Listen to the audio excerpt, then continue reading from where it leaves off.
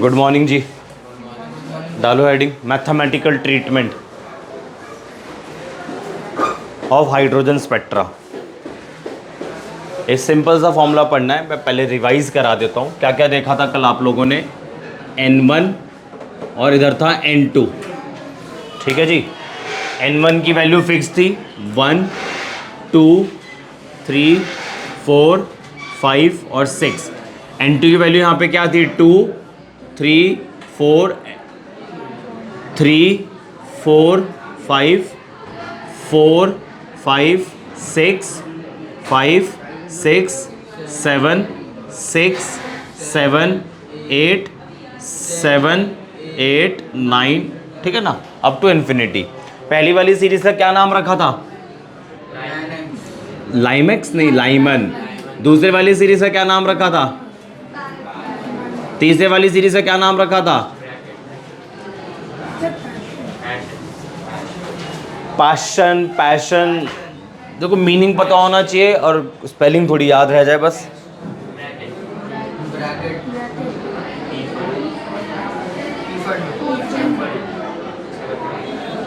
और हमफ्री। ठीक है ना, ये चीजें आपको याद रहनी चाहिए।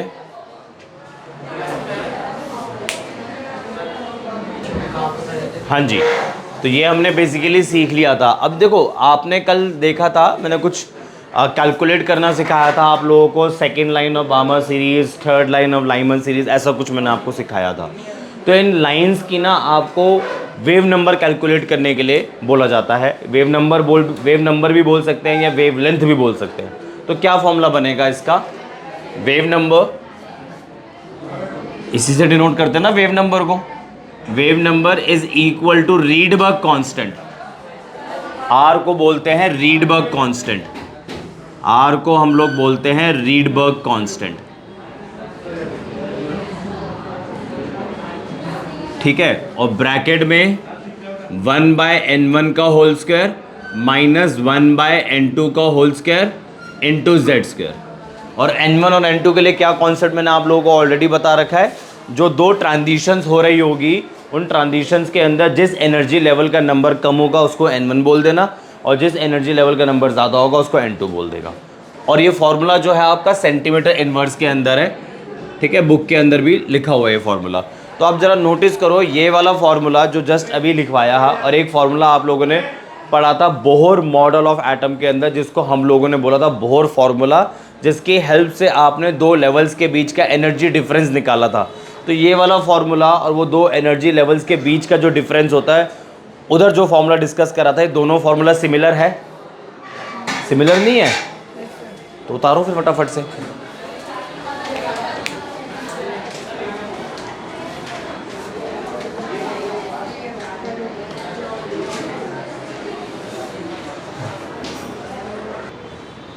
ठीक है जी, ये फॉर्मूला आपने याद रखना है। ये वेव नंबर है, तो आपको वेव नंबर भी पूछा जा सकता है, वेवलेंथ भी आपको पूछा जा सकता है। ठीक है ना। ये रीडबर्ग कांस्टेंट है, n1 का होल स्क्वायर, n2 का whole square, Z square centimetre inverse. अब एक बात बताओ, n1 की तो कोई वैल्यू नहीं है, ओ सॉरी कोई यूनिट नहीं है, ये तो नंबर है ना। एनर्जी लेवल का कोई यूनिट नहीं है, इधर भी कोई यूनिट नहीं है, इसकी भी कोई यूनिट नहीं है। तो यूनिट किसकी होगी? सिर्फ इसकी होगी। इसी की वजह से तो आ रही है ना वेव नंबर की यूनिट। तो इसकी क्या, पहले तो इसकी वैल्यू पता होनी चाहिए। 109677 सेंटीमीटर इनवर्स, ये रीडबर्ग कांस्टेंट का वैल्यू है आर। बस खत्म हो गया फॉर्मूला आपका। ठीक है जी, फॉर्मूला नहीं, पॉइंट नहीं है वो। कैलकुलेशन क्यों लाओगे आप डिफ़िकल्ट? मीटर में करोगे कन्वर्ट तो फिर भी पावर्स वगैरह पॉइंट वगैरह आ जाए। सेंटीमीटर में ही फॉर्मूला आपके बुक के अंदर मेंशन्ड है, बाकी आप यूनिट खुद से कन्वर्ट भी कर सकते हो चाहो तो। क्वेश्चन लिखो, calculate wavelength of photon emitted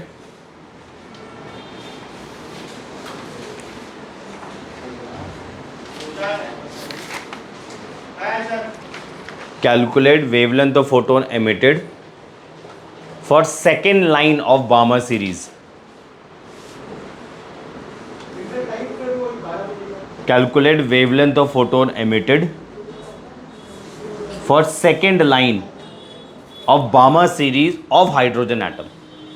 Second line of Balmer series of hydrogen atom.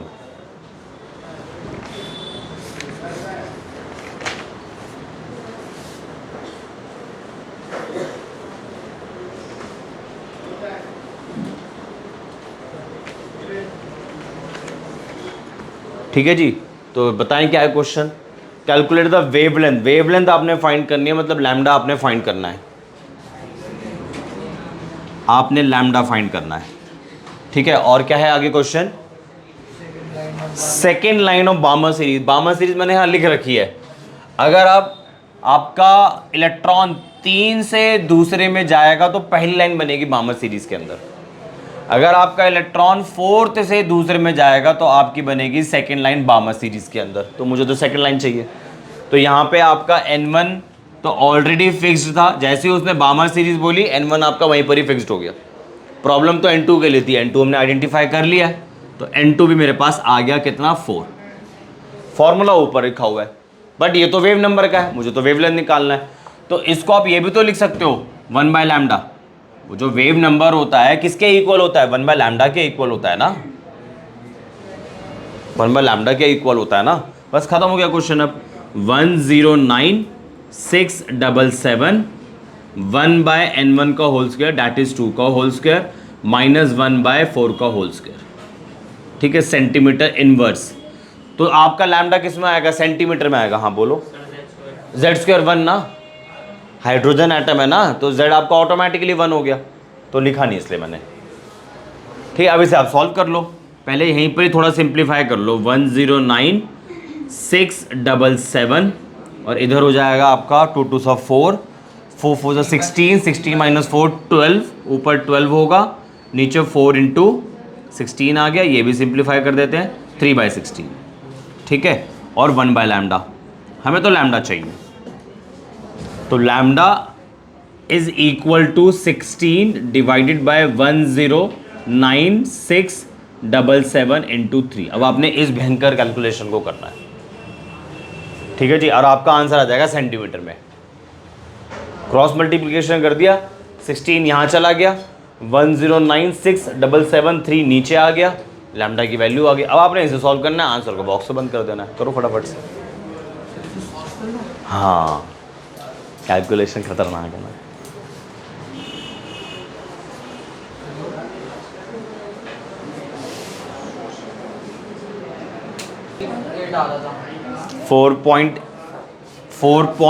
क्या बोला मैंने, 4.86 इंटू 10 की पावर -5, ये आपका सेंटीमीटर में आया आंसर। ठीक है जी, आगे बढ़े, आगे बढ़े। डालो heading, spectral lines of hydrogen spectra. इसको नहीं रब कर रहा, ये आपके हेल्प करेगा। Spectral lines of hydrogen spectra, spectral line of hydrogen spectra. और सबसे पहले आप हेडिंग बना लो लाइमन सीरीज को। कुछ नहीं है, एक समझ में आ जाएगा तो बाकी भी आपको इजी हो जाएगा। कोशिश करते हैं आपका ये हाइड्रोजन स्पेक्ट्रा आज निपटा दे। देखो, जो लाइमन सीरीज होती है ना, ये अल्ट्रा वायलेट रीजन में लाई करती है, मतलब अल्ट्रा वायलेट रीजन में दिखेगी, यूवी रीजन जिसे हम लोग बोलते हैं, अल्ट्रा वायलेट रीजन। ठीक है ना। तो लेट्स से मैंने आपके सामने हाइड्रोजन एटम रख दिया, या हाइड्रोजन लाइक स्पीशीज रख दिया, सेंटर में रख दिया न्यूक्लियस। ये पहला ऑर्बिट हो गया, ये दूसरा ऑर्बिट हो गया, ये तीसरा ऑर्बिट हो गया। ऐसे करते करते करते करते करते करते हम इन्फिनिटी में चले गए, है ना। लाइमन सीरीज डिस्कस कर रहे हैं अभी हम। तो ये 1 है, ये 2 हो गया, ये 3 हो गया, ऐसे करते हुए हम इन्फिनिटी में चले गए, है ना। जब इलेक्ट्रॉन 2 से पहले वाले में जाएगा तो इसको आपने कौन सी लाइन बोली थी लाइमन सीरीज के अंदर? अरे इधर से देख लो ना, ये लाइमन सीरीज है, इलेक्ट्रॉन आपका 2 से 1 में आ रहा है, तो कौन सी लाइन बोली थी? First line. अरे एक चीज़ आप ध्यान रखना, ये जो लाइंस आती है ना, डी एक्साइटेशन की वजह से आती है। एक्साइटेशन का मतलब होता है इलेक्ट्रॉन लोअर से हायर एनर्जी स्टेट में जाना, तो डी एक्साइटेशन का मतलब क्या होगा? वापस आ जाना। तो जब इलेक्ट्रॉन लो से हाई में जाएगा, मतलब लो एनर्जी स्टेट से हाई एनर्जी स्टेट में जाएगा, तो अनस्टेबल हो जाएगा, अब क्या इलेक्ट्रॉन क्या चाहेगा, मैं वापस स्टेबलाइज हो जाऊं। वापस स्टेबलाइज कैसे होगा, एनर्जी जो उसने एब्जॉर्ब करी है उसको रिलीज करके, तो वो हाई से लो पर आएगा, हाई से लो पर आएगा तो एनर्जी रिलीज करेगा in the form of photons, और उस फोटोन की कुछ तो फ्रीक्वेंसी होती होगी, कुछ तो वेवलेंथ होती होगी, तो वही सीख रहे हैं कैसे वेवलेंथ निकाले, कैसे फ्रीक्वेंसी निकाले। एक ही फॉर्मूला है, उसको मॉडिफाई करके सीख रहे हैं बस। फॉर्मूला तो एक ही चल रहा है जब से, अगर आप थोड़ा सा भी ध्यान लगाओ बोर फॉर्मूला ही चल रहा है। ये भी बोर, ये जो अभी मैंने फॉर्मूला एक लिखा था दोबारा लिख देता हूं, wave number is equal to Rydberg constant 1/n1 का होल स्क्वायर माइनस 1/n2 का whole square into Z square. ये फॉर्मूला भी वहीं से ही आया हुआ है, बोर फॉर्मूला से। ठीक है, मैं आपको सिखाता हूं कैसे आया हुआ है। आप लोगों ने एक फॉर्मूला सीखा था, En is equal to minus 2.18 into 10 की power minus 18 into Z square upon N square सीखा था। ठीक है, अगर मैं यहां 1 कर दूं तो ये 2 हो जाए, सॉरी ये भी 1 हो जाएगा। Similarly En2 is equal to minus 2.18 into 10 की power minus 18 Z square upon N2 का होल स्क्वेयर, है ना। फिर आपने इन दोनों का डिफरेंस भी सीखा था, और इन दोनों का डिफरेंस क्या आया था, delta E is equal to 2.18 into 10 की पावर माइनस 18 1/n1 का होल स्क्वायर माइनस 1/n2 का होल स्क्वायर और जेड स्क्वायर। यहां तक कहानी क्लियर हो गई। ये तो मैंने बेसिकली रिवाइज करा दिया आपको। अब देखो, आपने पढ़ रखा है कि जो डेल्टा E होता है वो किसके इक्वल होता है, hc/λ के इक्वल होता है, पढ़ा हुआ है। इसको पहला इक्वेशन बोल दो, इसको सेकंड इक्वेशन बोल दो।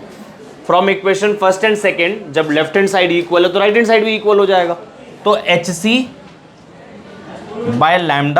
इज इक्वल टू 2.18 इंटू 10 की पावर माइनस 18, बाकी सारा एज इट इज, n1 का होल स्क्वायर n2 का होल स्क्वायर और z स्क्वायर। अब आपने लास्ट स्टेप करना है, जो ये hc है इसको यहां पे डिवाइड कर दो, तो 2.18 इंटू 10 की पावर माइनस 18 और hc।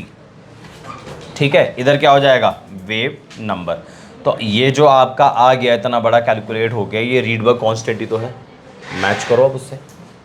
बस यूनिट का ध्यान रखना है। यहाँ पे c की वैल्यू में अगर मैं रखूँ मीटर पर सेकंड तो यूनिट तो बदल जाएगी ना आपकी। तो ये एक ही फॉर्मूला है, बस उसके डिफरेंट मॉडिफिकेशन पढ़ रहे हैं। और हाइड्रोजन स्पेक्ट्रा के बारे में भी अगर आप लोग बात करोगे तो वो भी बोहर मॉडल से ही निकल कर आया हुआ है।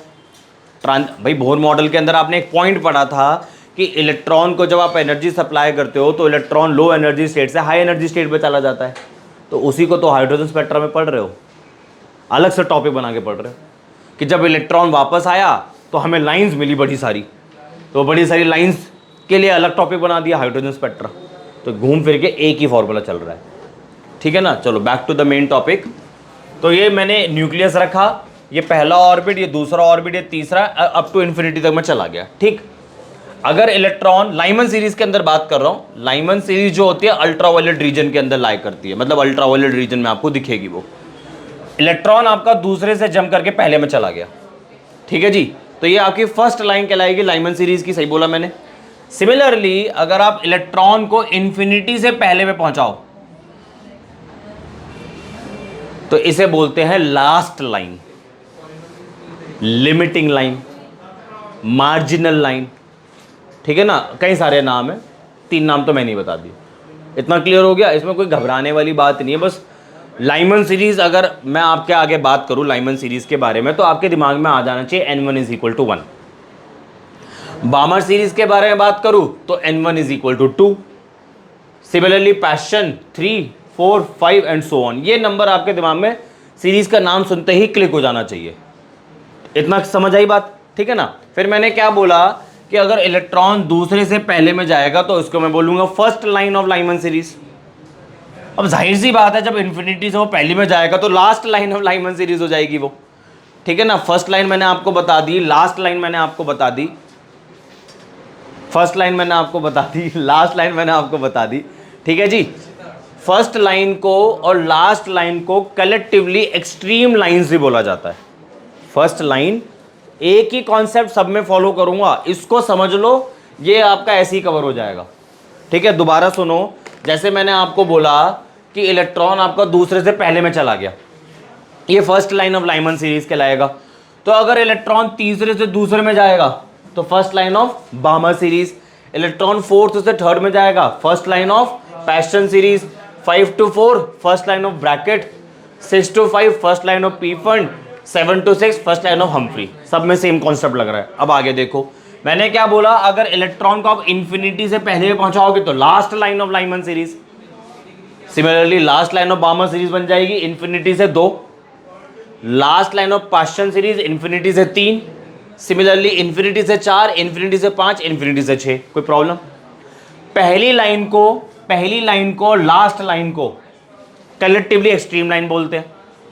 तो ये कॉन्सेप्ट यहां पे भी है, यहां पे भी है, यहां पे भी है, यहां पे भी है, यहां पे भी है, यहां पे भी है। बस फर्क ये होगा, दो चीजें बदलेगी, दो नहीं एक दो तीन चीजें बदलेगी। पहली चीज क्या बदलेगी कि जैसे ये अल्ट्रावायलेट रीजन में लाए कर रहा है तो बामा सीरीज आपका विजिबल रीजन में लाए करता है, ये एक रीजन बदल जाएगा, बाकी इंफ्रारेड आ जाता है। ऊपर वाला अल्ट्रावायलेट हो गया, लिखवाऊंगा सब, ऊपर वाला अल्ट्रावायलेट हो गया, ये वाला विजिबल हो गया, ये वाला इंफ्रारेड हो गया एंड सो ऑन, एक ये बदलेगा। बाकी इनके अंदर लैम्डा की वैल्यूज बदलेगी। ठीक है जी, इतना समझ आया? तो पहले तो आप ये लिखो, ठीक है, इसके ऊपर लिख लो आप फर्स्ट लाइन,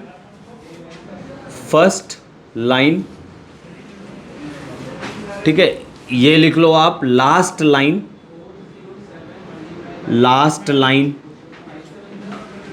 लिमिटिंग लाइन भी बोलते हैं इसे, लिमिटिंग लाइन, मार्जिनल लाइन, ठीक है। चलो लिखो फटाफट से, इसे अगर आप उतारना चाहते हो तो उतार लेना, ये मैथमेटिकल ट्रीटमेंट के अंदर ही आ जाता है।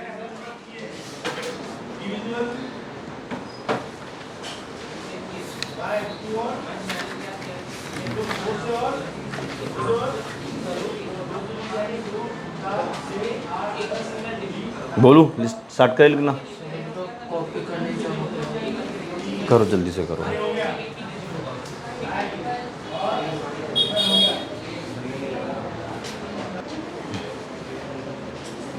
चलो ठीक है ना, बड़े सारे नाम लिखवा दिया, last line, limiting line, marginal line, series limit. आपके स्कूल वाले जो आपको क्वेश्चंस देंगे वो लिमिटिंग लाइन से देंगे, वो बोलेंगे लिमिटिंग लाइन कैलकुलेट करो ऑफ दिस सीरीज, ठीक है, ऐसे बोल देंगे बस।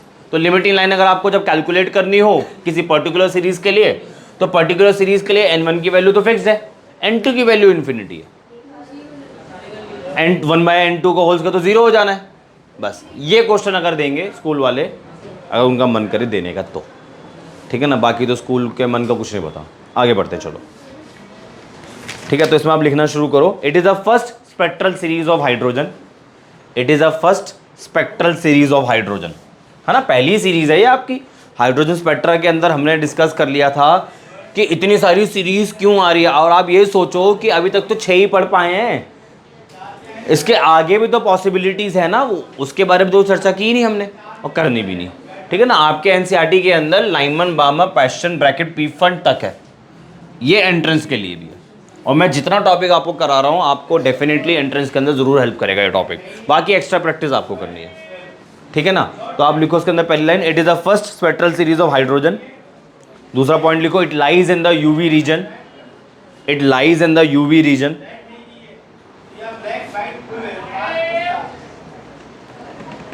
ठीक है जी, जिसके अंदर ये लिख लो फिर से, जिसके अंदर n1 की वैल्यू 1 होती है और n2 can be 2, 3, 4, 5, 6 up to infinity है। लिखना है लिख लो, वरना बार बार क्या ही लिखोगे, ठीक है। उसके बाद आप सब वो तो लिख ही लोगे। अगर मैं आप लोगों से पूछूं कि फर्स्ट लाइन क्या होती है, सेकंड लाइन क्या होती है, ये सब तो आप निकाल ही लोगे आसानी से, ठीक है ना। चलो आगे बढ़ते हैं। First line of Lyman series, first line of Lyman series is also known as, first line of Lyman series is also known as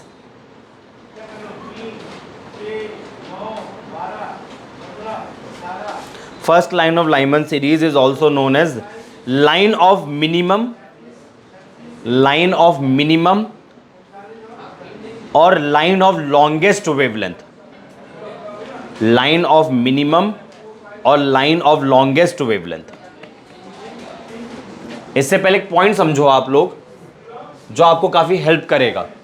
देखो मैं आप लोगों से बोलूं फर्स्ट लाइन निकाल लो तो आप बड़े आसानी से बता दोगे first line of Lyman series sir 2 से 1 कर दो, बड़े आसानी से बता दोगे क्योंकि सामने ट्रांजिशंस लिखी हुई है, मतलब सॉरी सामने एनर्जी लेवल्स के नंबर्स लिखे हुए हैं, वहीं से ही आप इजीली कैलकुलेट करके बता दोगे।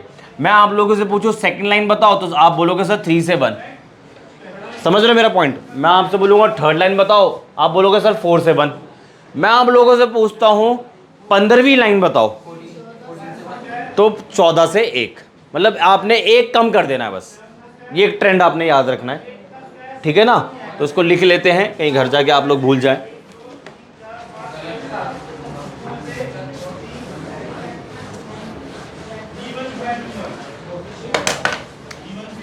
ठीक है ना। अगर आप लोगों से मैं पूछता हूं फर्स्ट लाइन तो सीधा सीधा क्या मतलब है उसका कि ये सब लाइमन सीरीज के अंदर चल रहा है। फर्स्ट लाइन का मतलब है इलेक्ट्रॉन आपका 2 से 1 में जा रहा है। अगर मैं आप लोगों से पूछूं second line of Lyman series तो सीधा सीधा इलेक्ट्रॉन 3 से 1 में जा रहा है। अगर मैं आप लोगों से पूछूं 11th line of Lyman series तो इलेक्ट्रॉन आपका कहां से कहां जा रहा है 12 से 1, है ना। अरे मैडम फर्स्ट तो 1 बढ़ा दिया, सेकंड तो 1 बढ़ा दिया, 11 तो 1 बढ़ा दिया। फर्स्ट लाइन 2 से 1 ही तो बढ़ाया, फाइनल वाला नंबर बढ़ा रहा हूं ना मैं। सेकंड लाइन 3 से 1 बढ़ाया। Third line third word use कर रहा हूं तो फोर्थ यहां से नंबर उठा रहा हूं, तो 1 ऐड कर रहा हूं ना, तो घटा क्यों रहे हो आप लोग। अभी तो आप लोगों ने कितना वर्बली मेरे को बता दिया, 11th के अंदर पता नहीं आप लोग माइनस करने लग गए, इसलिए लिखवाता हूं। अच्छा 14 बोल दिया था, सॉरी चलो माई मिस्टेक। नहीं सॉरी, फिर तो मेरी मिस्टेक है, मैंने ध्यान नहीं दिया, कोई नहीं, ठीक है चलो उठाओ, गुस्सा हो जाते हैं मुझसे।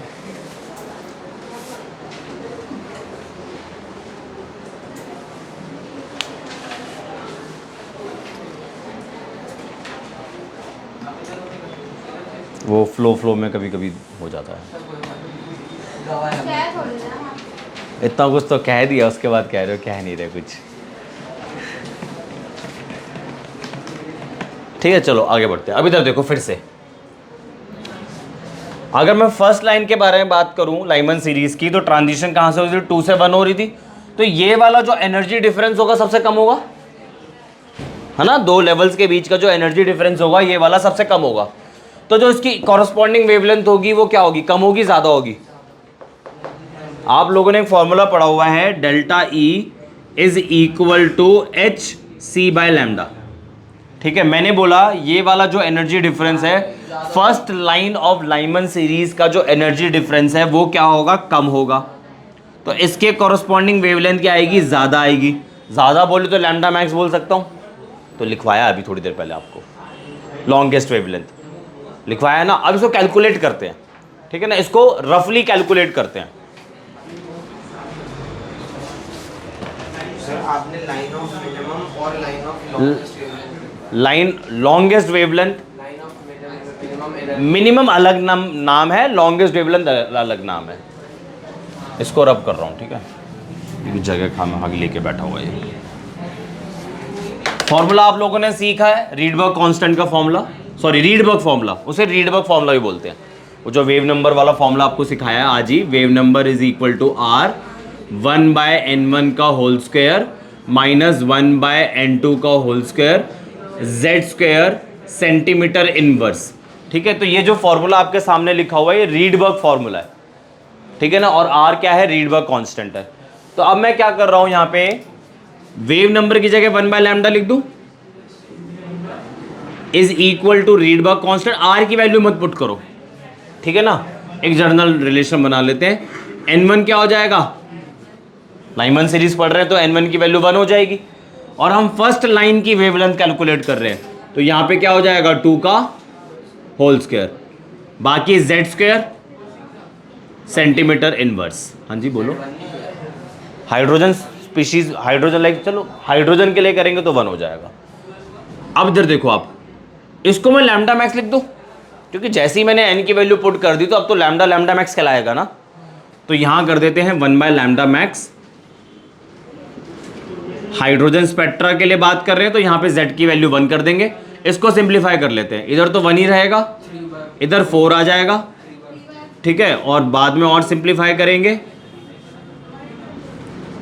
तो r 3/4। तो लैम्डा मैक्स की वैल्यू आ गई है आपकी 4/3r।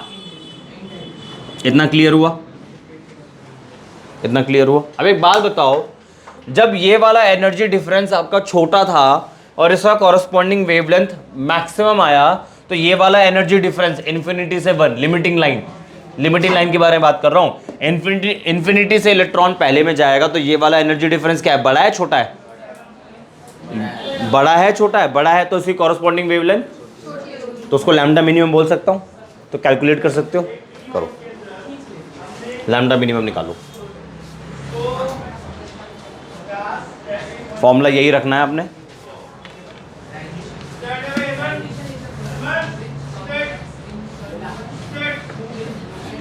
फॉर्मूला आपने यही रखना है, ठीक है। तो सीधा मैं यहां से स्टार्ट कर रहा हूं, इसको बार बार नहीं लिखूंगा, सीधा यहां से स्टार्ट कर रहा हूं, ठीक है ना। तो 1 बाय लैम्डा मिनिमम कर देता हूं, 1 बाय लैम्डा मिनिमम कर देता हूं इज इक्वल टू r, इधर आ जाएगा 1/1 का होल स्क्वायर और उधर आ जाएगा 1/∞ का होल स्क्वायर, और z की वैल्यू सीधा 1 रख रहा हूं क्योंकि हाइड्रोजन स्पेक्ट्रा के लिए बात कर रहा हूं मैं, ठीक है जी। ये आपका 0 हो गया, 1 बाय लैम्डा मिनिमम r, तो 1 बाय r आ गया, सही है ना। ये किसके लिए निकाला है ये भी ध्यान रखना, भूल मत जाना, ये इन्फिनिटी से इलेक्ट्रॉन 1 पर आ रहा है, ये उसके लिए निकाला है, लास्ट लाइन। और ये किसके लिए निकाला है, जब इलेक्ट्रॉन आपका दूसरे से पहले पे आ रहा है, मतलब फर्स्ट लाइन। तो कहने का मतलब है जो लाइमन सीरीज के अंदर आप बाकी लैम्डास की वैल्यू निकालोगे वो इनके और इनके बीच में लाई करेगी ना। समझ रहे हो मेरी बात आप? अरे बोलो ना। लैम्डा मैक्स आ गया, लैम्डा मिनिमम आ गया, तो बाकी जो लैम्डास आप कैलकुलेट करोगे वो इन दोनों के बीच में लाई करेंगे ना। तो एक जर्नल पॉइंट बना सकता हूं, बाकी लैम्डास जो आप लोग कैलकुलेट करोगे उसकी वैल्यू मिनिमम वाले से ज्यादा होगी या बराबर हो सकती है, दैट इज 1 बाय r, और मैक्सिमम वाले के बराबर या उससे कम हो सकती है, दैट इज 4/3r।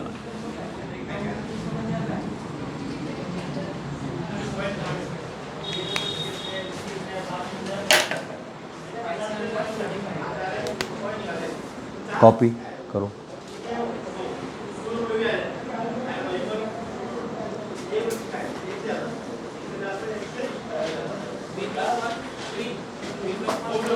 और यही चीज अगर मैं एनर्जी के टर्म्स में निकालूं तो, जैसे इसी की कॉरस्पॉन्डिंग एनर्जी यहां निकाल देता हूं, इसी की कॉरस्पॉन्डिंग एनर्जी यहां निकाल देते हैं। Delta E is equal to 2.18 into 10⁻⁻18। तो मार्कर इतने गाढ़े चल रहे हैं ना कसम से भाई, कहाँ चल रहा है मार्कर, बढ़िया बकवास।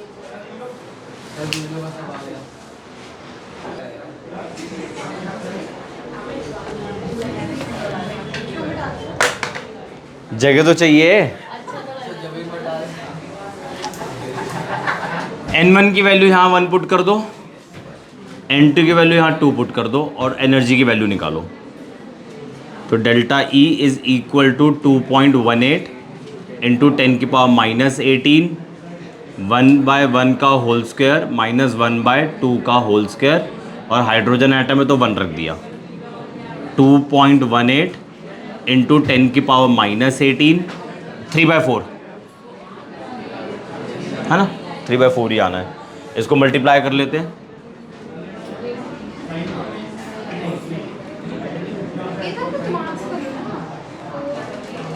करो दिमाग से करो, आप करो इसको, आप इसको कर रहे हो ना, पूरा आंसर निकाल दिया आपने। जो आप अच्छा, मेरा भी यही आया 6.54 इंटू 10⁻⁻18/4। तो 4 1 ज़ा 4, 2 आया यहाँ पे, 4 6 ज़ा 24, 1 आ गया, 4 3 ज़ा 12, 5। ठीक है, यहाँ आ गया आपका पॉइंट 1.635। यहाँ क्यों आएगा सर? अरे दो यहाँ से भी है ना, तो एक यहाँ से आ गया। ठीक है समझ 1.635 इंटू 10⁻⁻18 जूल्स।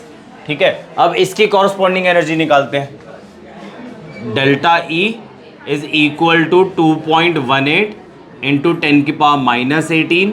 फॉर्मूला दोबारा नहीं लिख रहा मैं, सीधा वैल्यू पुट कर रहा हूँ, 1 और इन्फिनिटी। तो 1 स्क्वायर माइनस 1/∞ का होल स्क्वायर, यही आ जाएगा,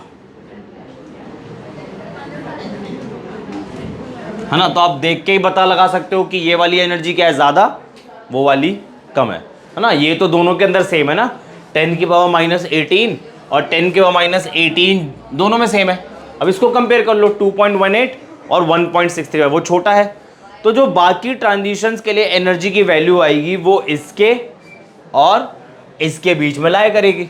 तो जैसे आपने लैम्डा के लिए रिलेशन निकाला है, ऐसे डेल्टा ई के लिए निकाल लो।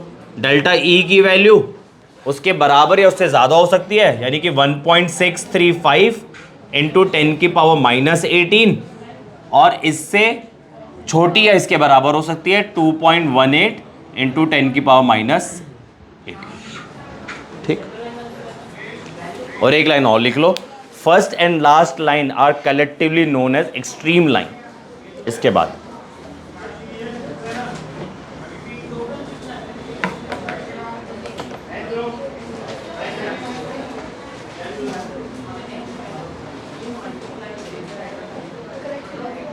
First and last line are collectively known as extreme line, are collectively known as extreme line.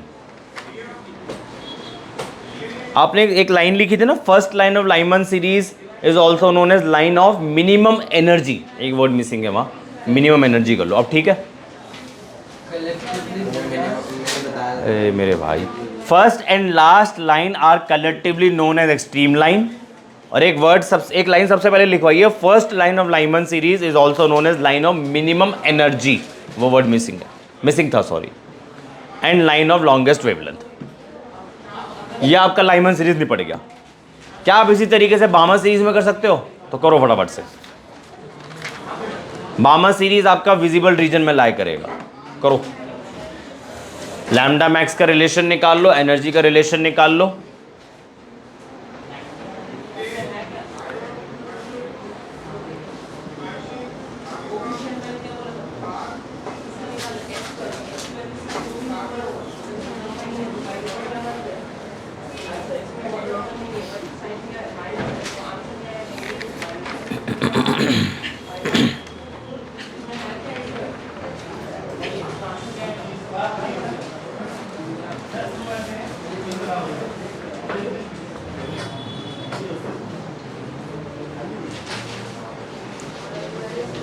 हाँ जी, बामा सीरीज की तरफ चलते हैं।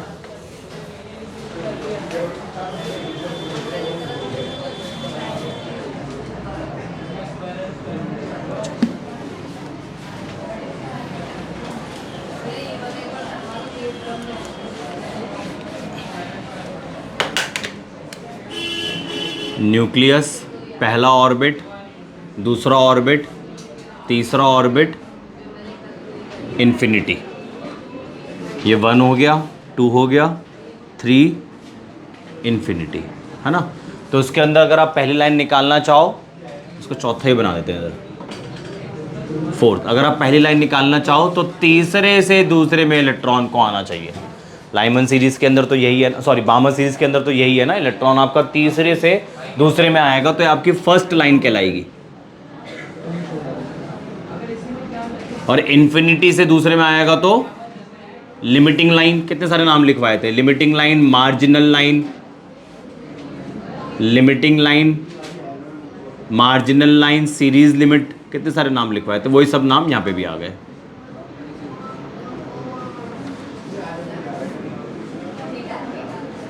Last line series limit. सही है, ठीक है जी।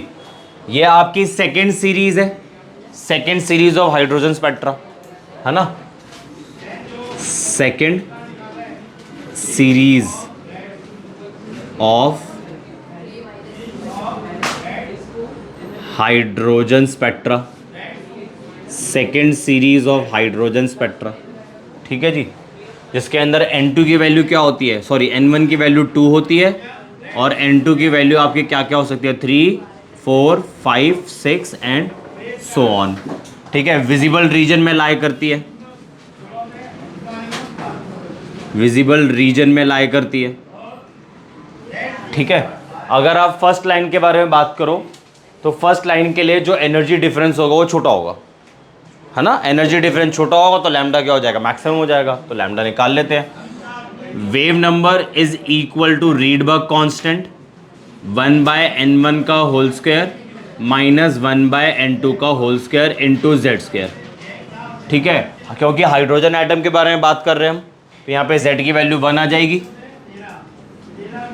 n1 की जगह 2 आ जाएगा और n2 की जगह 3 आ जाएगा। रीडबर्ग कांस्टेंट को r ही कर देते हैं और यहाँ कर देते हैं 1/λ मैक्स।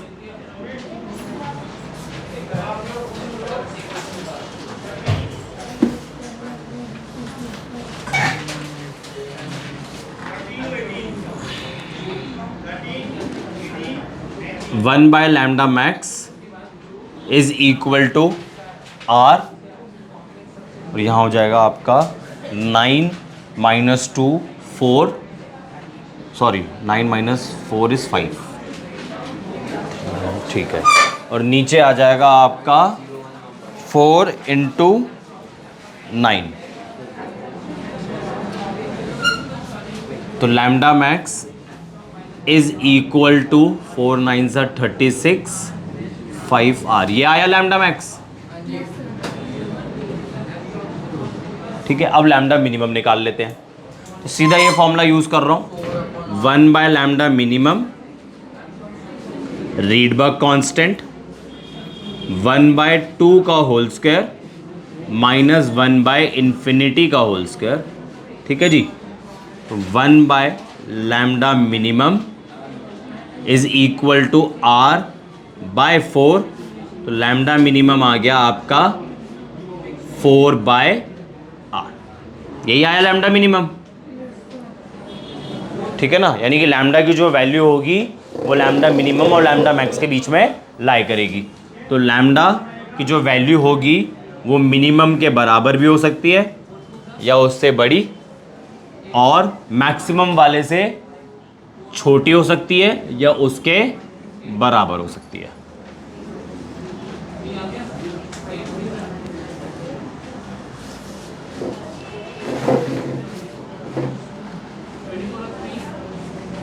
ठीक, उसके बाद एनर्जी निकालते हैं। Delta E is equal to 2.18 into 10⁻⁻18 1/n1 का होल स्क्वायर 1/n2 का whole square into Z square, ठीक है। जैसे ही मैं n1 की वैल्यू 2 और n2 की वैल्यू 3 रख दूंगा तो जो डेल्टा E होगा मेरा मिनिमम हो जाएगा। तो डेल्टा E मिनिमम कहलाएगा 2.18 इंटू 10⁻⁻18 1/2 का होल स्क्वायर माइनस 1/3 का होल स्क्वायर, हाइड्रोजन एटम के लिए पढ़ रहे 1 हो जाएगा।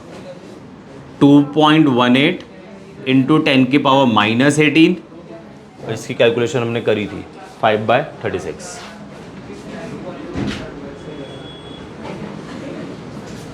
क्या आया कैलकुलेटर, किसी ने करा? करो ना भाई, फिर ये क्या होता है? 3.27 इंटू 10⁻⁻20 आ रहा है, देखते हैं चलो। तो फिर आप दूसरे वाले को भी 20 में रखना कंपेयर करने के लिए। वैसे तो चलो हमें पता ही है डेल्टा E मिनिमम मैंने लिख ही दिया है, ठीक है ना। कभी हमें वैल्यू भी कंपेयर करना आना चाहिए। पक्का सही है ना?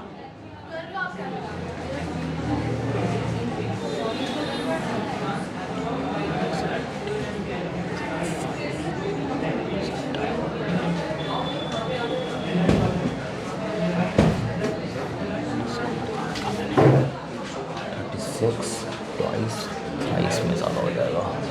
3 6 7 18 1 3 9 10।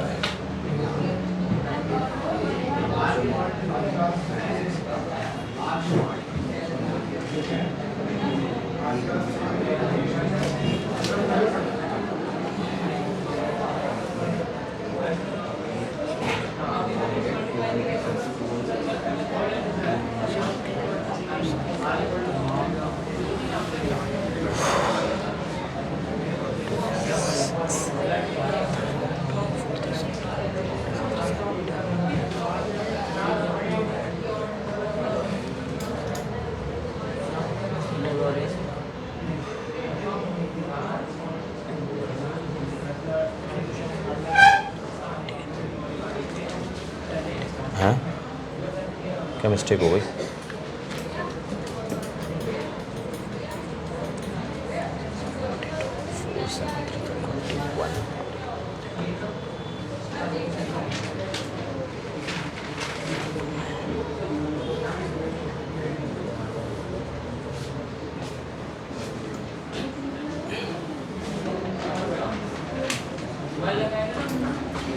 और 2 डेसिमल यहाँ से आ गए, तो ये आपका हो जाएगा 10 की पावर -2। ठीक है, 3.27 इन 20।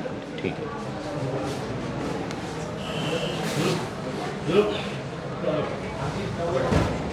अब डेल्टा ई मैक्सिमम निकालते हैं।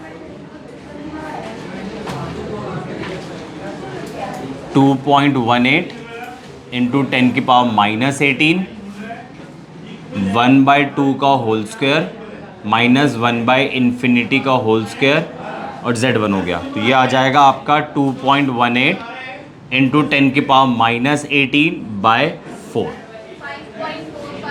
5.45 19।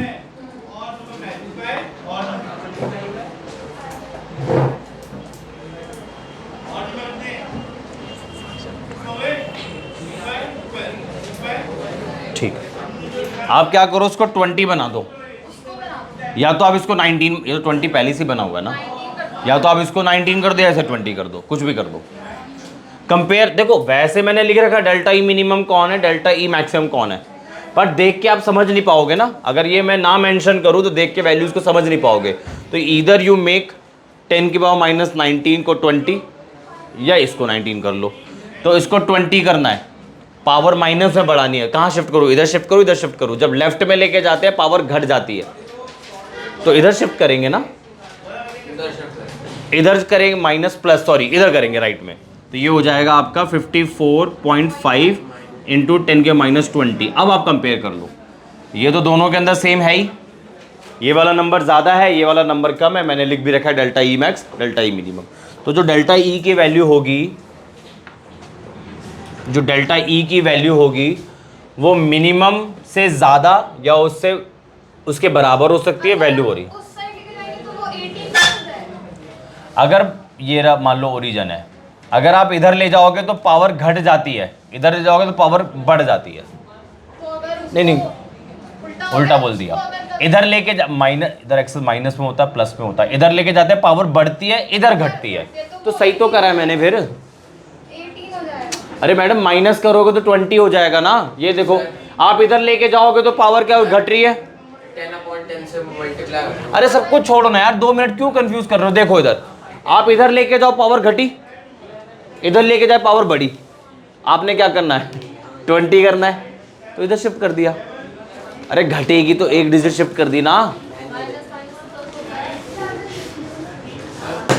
अरे छोड़ दो मेरे भाई, सब कुछ इधर देख लो, इधर देख लो, इधर देख लो मैडम, इधर देख लो।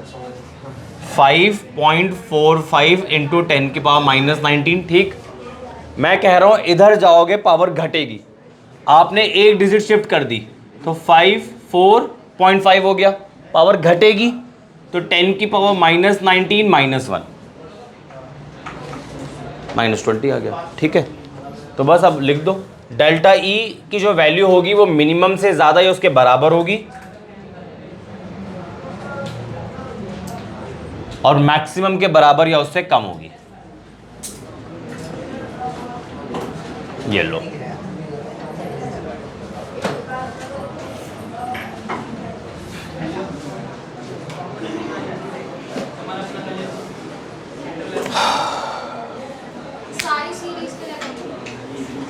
लिखो, all the lines of Balmer series, all the lines of Balmer series in hydrogen spectrum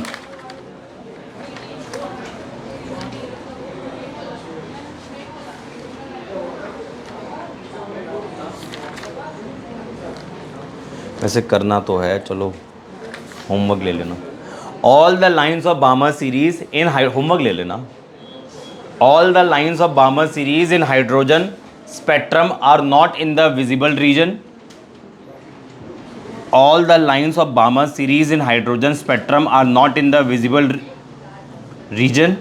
in fact first four lines belongs to visible region।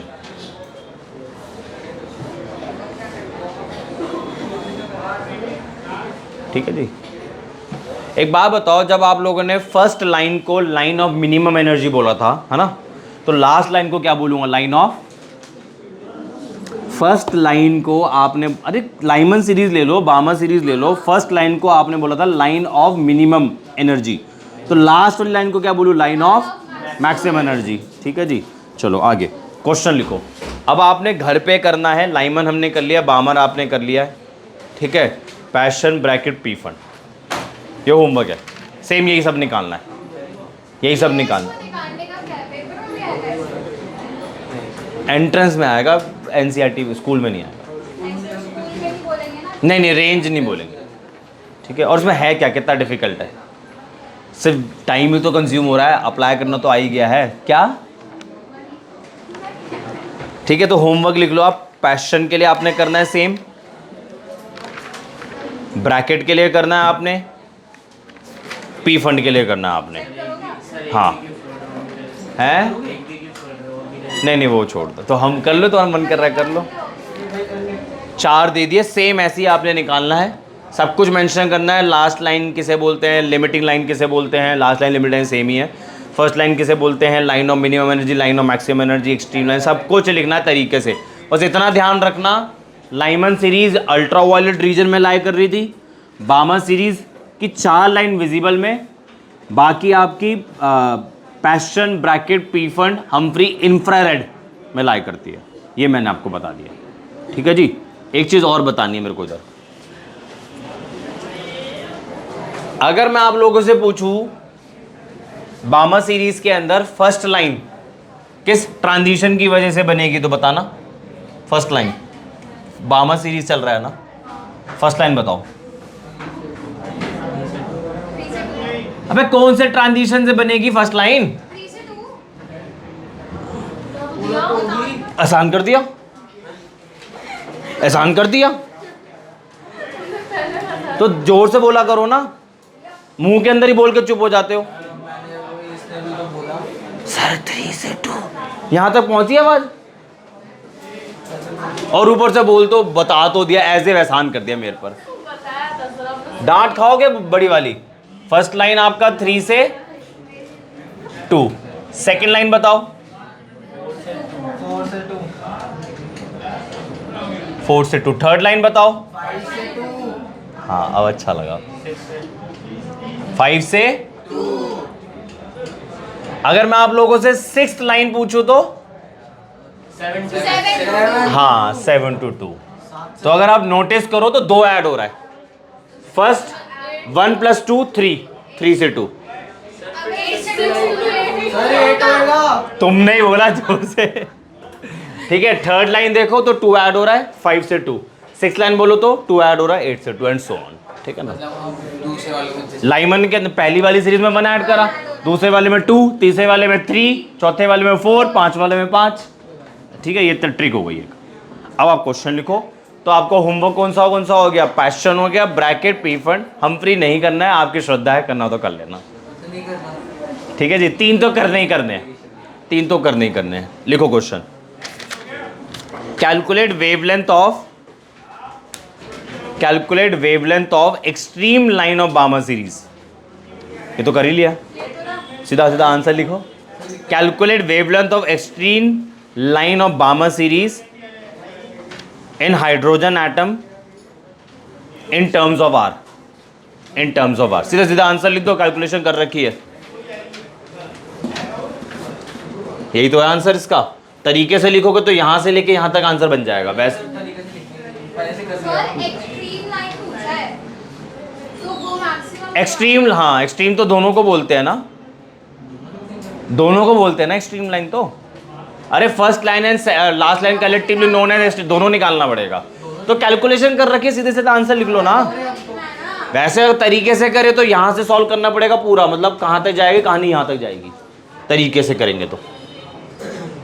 Sir अब शॉर्ट स्टोरी लिखने वाले हो। और नहीं तो सीधा सीधा आंसर लिख लो, तो घर पे कर सकते हो कैलकुलेशन इसे आप।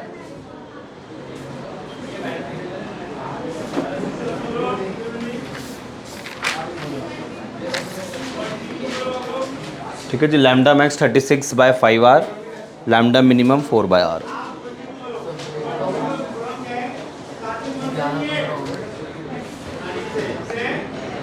लिखो क्वेश्चन, कैलकुलेट वेवलेंथ ऑफ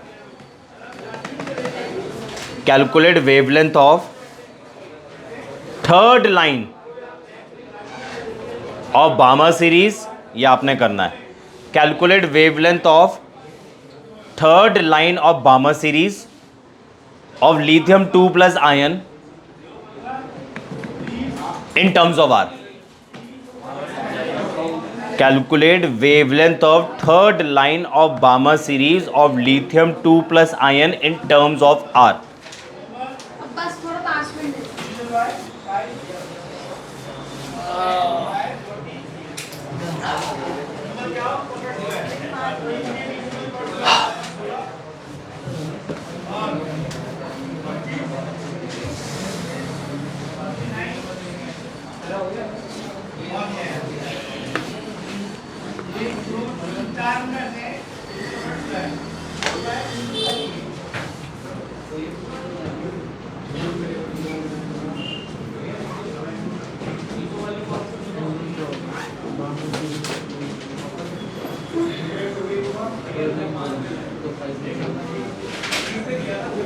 यही फॉर्मूला है, मेरे आप 5 मिनट यही फॉर्मूला है।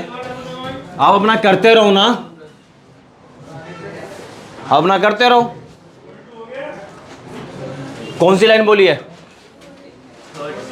थर्ड लाइन बोली है, और बामर सीरीज है तो 3+2 है ना, यही तरीका बताया था ना, 3+2, यानी कि ट्रांजिशन आपकी कहां से कहां हो रही है, 5 से 2 हो रही है। ठीक है, हमें तो लैम्डा निकालना है, तो न्यू की जगह लैम्डा कर दिया, R 1/2 का होल स्क्वायर माइनस 1/5 का होल स्क्वायर, और लिथियम 2+ है, हाइड्रोजन लाइक स्पीशीज है, Z की वैल्यू 3 हो जाएगी, hydrogen helium lithium.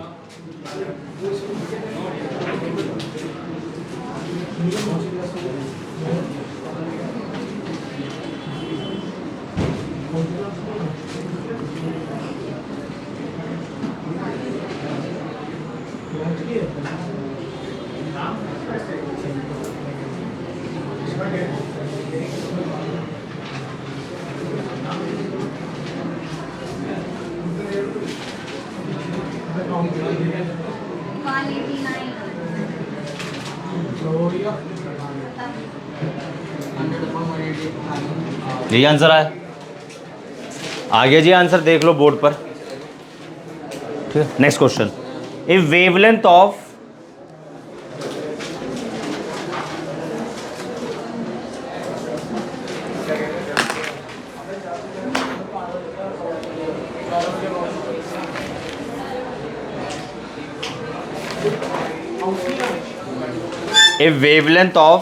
fourth line of Balmer series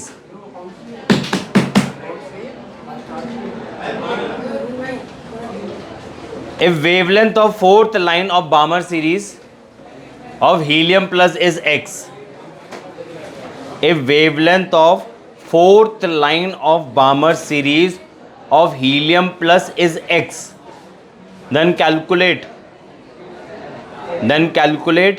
wavelength of third line of Balmer series, then calculate wavelength of third line of Balmer series of beryllium 3+ ion, then calculate wavelength of third line of Balmer series of beryllium 3+ ion in terms of x. दोनों ही बामर series है, but एक में क्या है helium plus, दूसरे में क्या है बेरिलियम 3+।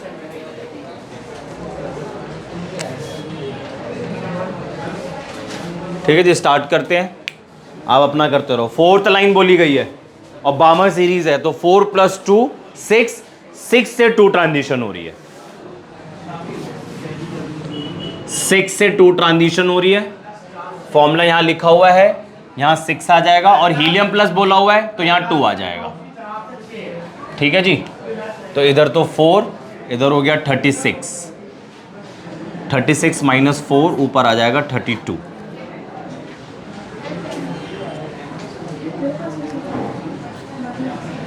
और लैम्डा आपको दे रखा है, यहां x लिख दो क्योंकि x बोला हुआ है ना लैम्डा हीलियम प्लस के लिए। इधर हो जाएगा आपका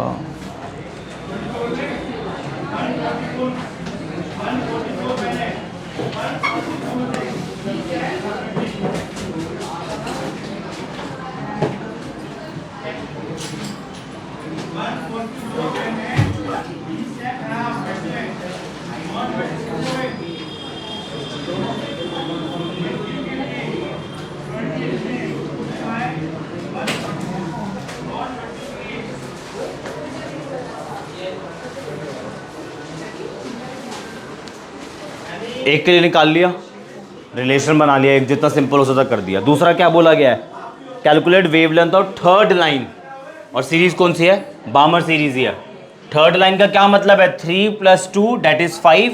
ट्रांजिशन कहां से हो रही है, 5 से 2 हो रही है, 5 से 2 ट्रांजिशन हो रही है, बामर सीरीज है ना। ठीक है जी, फॉर्मूला फिर से लिख लेते हैं डायरेक्ट, 1/λ = R, और ये है आपका क्या है, ये बेरिलियम है तो यहां बेरिलियम लिख रहा हूं। ठीक है, बेरिलियम 3+, 1/2 का होल स्क्वायर - 1/5 का होल स्क्वायर और into Z² that is beryllium 4 का होल स्क्वायर।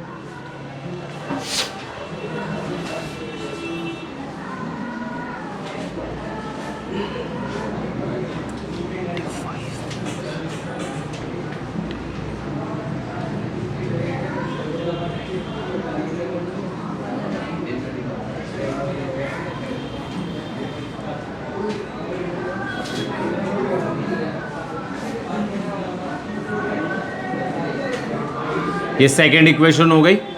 इक्वेशन 1 और 2 को डिवाइड कर दो, डिवाइड इक्वेशन 1 by 2।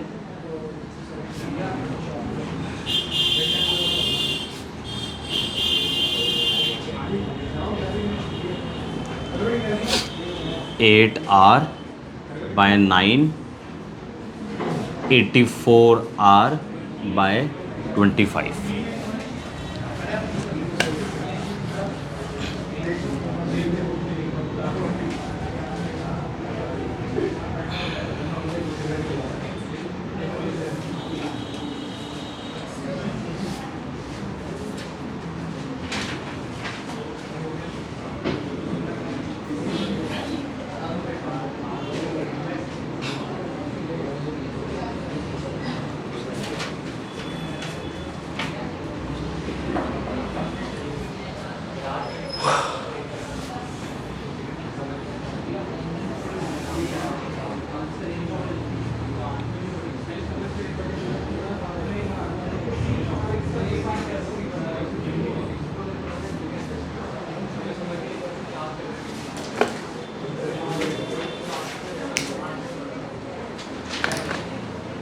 यार आंसर वो रहा।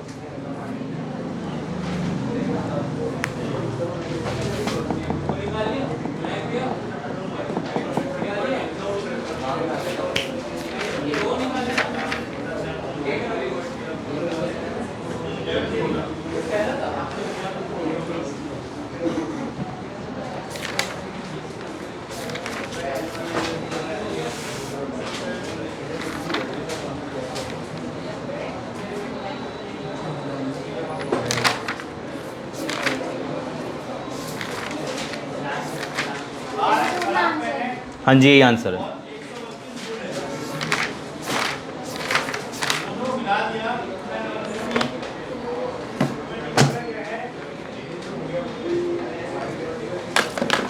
कौन सा होमवर्क दिया मैंने?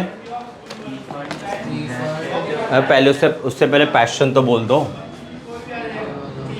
एक ये वाली सीरीज़ के लिए मैंने बोला है, फर्स्ट लाइन लिमिटिंग लाइन, सब कुछ लिखना है आपने। First line is known as line of minimum energy, last infrared, हाँ सब अब इंफ्रारेड है, ठीक है। और हमेशा एक अच्छा पॉइंट मैंने आपको बताया बामर सीरीज़ वाला, बामर सीरीज़ की 4 लाइन विजिबल में है, वो चीज़ ध्यान रखना। आप वेवलेंथ से देख लेना ना, अरे विजिबल की वेवलेंथ क्या होती है, आपको 400 से 800 अप्रॉक्सीमेटली लिखवाया था, तो वही तो रेंज नज़र आएगी आपको। उससे बाहर जब निकल जाएगी तो कहाँ नज़र आएगी?